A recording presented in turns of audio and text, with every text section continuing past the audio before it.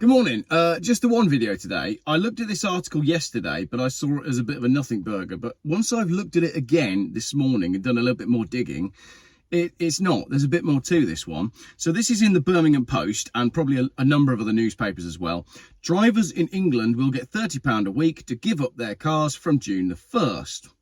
Odd, paying people to give up their cars. Possible, name, capital letters, possible. A climate charity, we'll do that in a minute, is launching its latest car-free challenge, which aims to show drivers how they can go about their daily lives without the need for a vehicle. Drivers could benefit from incentives by giving up cars, as hundreds have already signed up. So people have signed up voluntarily to receive an incentive from a charity to not drive their cars. The Going Car Free scheme will start on June the 1st and end on June the 30th. So it's a 1-month incentive, with drivers potentially benefiting from prizes and incentives from Possible.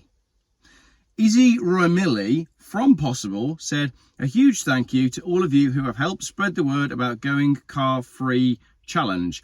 Hundreds of drivers have already signed up to take part. Thank you for any part you've played in making that happen. We have less than 2 weeks before the Going Car Free month starts, and we want to get as many drivers on board as possible. Remember, participants do not have to go a full car-free month to take part. It's simply a case of switching up travel choices where possible. And we are on hand to offer support, guidance and incentives." Replying to the announcement, one participant said, "I had a very positive experience. It wasn't too difficult, and I took it as a real challenge. I've realised that my daily commuting and travelling is not too much, and I could definitely use the car as much as I could definitely not use the car as much as I used to. 90% of my travelling doesn't really require driving." A second said, "It was easy. I really enjoyed it. Meeting people, especially if you walk, by saying good morning, you start conversations, and sometimes walking or taking a bus is cheaper for me. Parking is very expensive, so you're limited without a car. It's very flexible and convenient." In the 2022 car-free trial, people taking part saved up to £30 a week each. To enter the prize draw, you must sign up to the Going Car Free Challenge before the 24th of June. Hang on a minute. So, how misleading is that headline? Drivers in England will get £30 a week to give up their cars from June the 1st. The way I read that, sorry for staring at my computer and reading that to you there, but the way I read that was that we were going to get £120 a month if we stopped using our car. But as you dig further into the article, what it means is you won't be spending money on petrol and parking, so you'll be saving that money. Now, that's not the same thing, is it? So, totally misleading article. Again, same as the videos yesterday, I can't help feeling like this. I'm reading an advert. So let's dig into that before we start looking at who Possible really are. A second person said it was really easy. I really enjoyed it. I never heard anything about this last year in 2022. The 2022 car-free trial. What about the 2023 car-free trial? Well, nobody's talking about that, are they? So people are saying it's dead easy. You can sign up before the 24th of June. Sign up before the 24th of June, but I thought it was about being car-free in June. So again, it doesn't actually make a lot of sense, and the winners will be contacted by email before the end of July. Well, what winners? The person who's used their car the most. Well, I could sign up my kids. I mean, they don't drive, so they've won instantly. Anyway, so I looked at that article yesterday, and I thought, well, that's kind of a nothing burger. And then, as I said, I looked at it again today, and I thought, well, who are Possible? Who is this climate charity? Because, I mean, not that I'm suspicious or a conspiracy theorist or anything like that, but every time I've looked into things like this, you find not necessarily the best people behind it. A bit like the Scooby-Doo thing when you pull off the mask and, you think what you've got is a grassroots climate community that's run by caring mothers from, a little leafy village, and then you pull off the mask and what you actually find is a whole load of dodgy foundations that are funded by questionable means. And I just wondered if it was going to be the same in this case. So when we go on the wearepossible.org website, you've got an About Us page, and the statement starts with "the problem. The British public find itself trapped in the high carbon lifestyles of cities built for private cars, homes built for gas, and an economy built for overconsumption." Well, hang on a minute. Right, what they're advocating for, what Possible are advocating for, is a completely carbon-free future. Carbon, gas of life. Carbon, the stuff that makes plants grow. Carbon, what we are made of. Okay? So this charity, who wants to give you £30 a week without giving you £30 a week to get rid of your car, actually wants to get rid of all the plants and you. They also say that the problem is the economy is built on overconsumption. Well, that is Western capitalism. Western capitalism only works if people want more stuff all of the time. If we get to a point where people stop wanting more stuff, capitalism fails. It stalls and it doesn't work. And then shareholders get unhappy and politicians get unhappy and all the big businesses get unhappy and things start to falter. I think that might be what's going on. Anyway, but let's carry on. Politicians see the lack of public participation in climate action and think there's no demand for policies making lower carbon lifestyles easier, when really we need to first change the choice environment in which consumption decisions occur. To change established behaviours, we need to change the menu of available options. So once again, we have a dodgy organisation talking about changing behaviour. Where have we seen this before?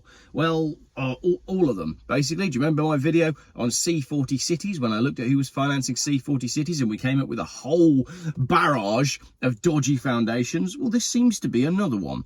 So how are they going to tackle it? Everything possible does in the next 3 years will ultimately aim to increase meaningful public participation in climate action at home, in our communities and workplaces, and in political engagement. We encourage engagement for the whole public, but especially focus on two demographics: people with high carbon lifestyles and the means to reduce them. I think they mean poor people that own cars, and people who are currently underrepresented in the climate movement and policy debates. Oh, good. People who are underrepresented. I wonder who that's going to be. Does that smack of LGBTQIA plus barbecue? Maybe a little bit. By breaking down behaviour into where we live, what we buy, getting around and getting away. Your holidays are under threat, he says, sitting in front of the hills of Worcestershire. People can bring solutions into their own lives, signalling to politicians that there is a demand for broader climate action. The problem is, when you're struggling to put bread on the table, you don't really care about climate change because all that matters is feeding your kids. And that's where most people are at the moment, just trying to get by. And the fact that the air is or isn't getting warmer doesn't seem to be a major concern when you're trying to put food on the table. The other side of that is they keep telling us that the planet's getting warmer whilst we keep looking outside and seeing consistently that it seems to be getting colder and wetter. So how can they push the climate change narrative when we look outside in May and it's raining? As I say, I'm not in Worcestershire, but it is raining in Worcestershire. So they basically work with other people, and then it uses words like demographics, and they go on about high carbon lifestyles. And now this is the interesting bit. What we do.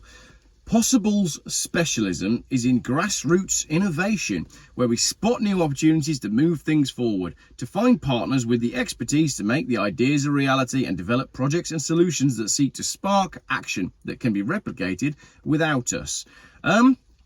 What do you think? I think just from reading this, it kind of smacks of something nefarious.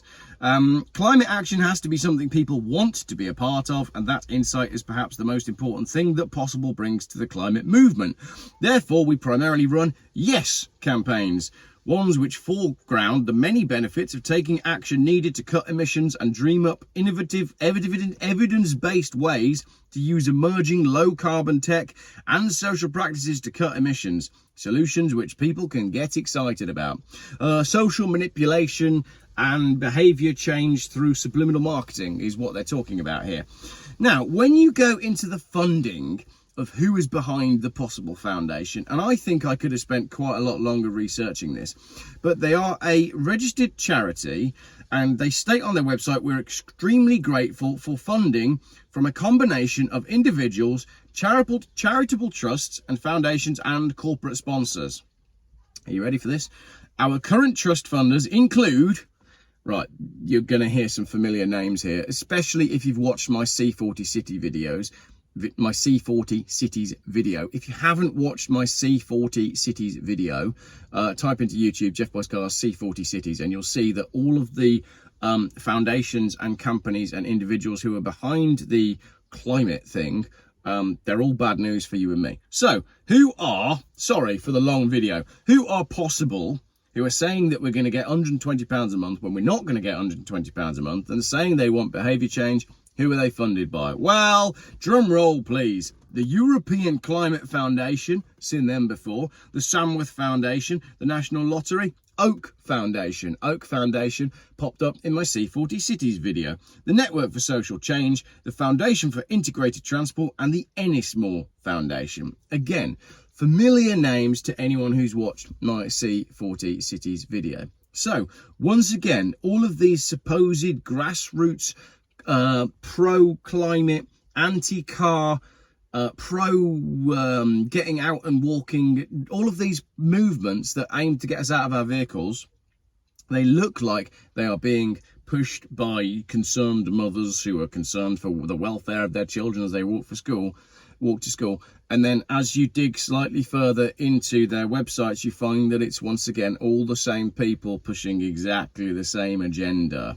So, will you be getting £30 a week for giving up your car in June? No.